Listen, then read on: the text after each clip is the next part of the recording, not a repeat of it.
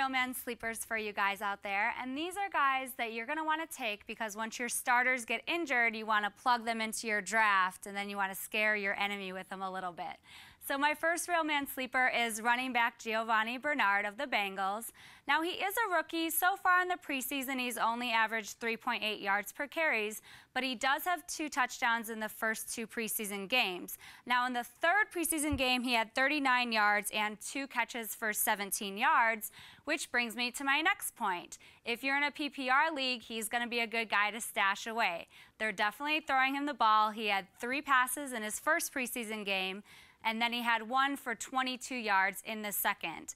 Now, Green Ellis didn't have the best fantasy season last year. He wasn't even in the top 20 fantasy running backs. So I don't think they're going to be splitting carries 50-50 for very long. The Bengals have a lot of passing weapons, but they need a solid running game. So the question is, will Giovanni take over? I think he might. Stash him on your bench. My second real man sleeper for you guys is tight end Jordan Cameron of the Cleveland Browns. Now, he caught 4 of 5 passes for 72 yards and 2 touchdowns in his first 2 preseason games.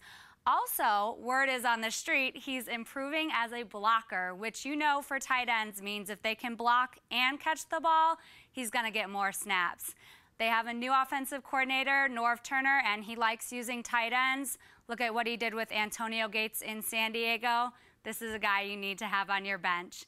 And my last but not least sleeper real man is wide receiver Golden Tate of the Seattle Seahawks.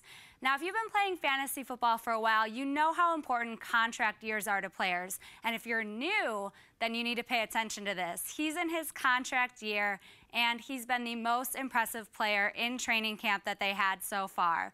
Sidney Rice is banged up, and also Percy Harvin is out for about 3 to 4 months approximately. So that means that Golden Tate is going to be their receiver. Another great thing about him is that he goes against Brandon Browner and Richard Sherman in practice. So if he can impress when he's going against those guys, he can go against any DBs in the league. And Coach Carroll has already said that he's virtually in every package that they are running.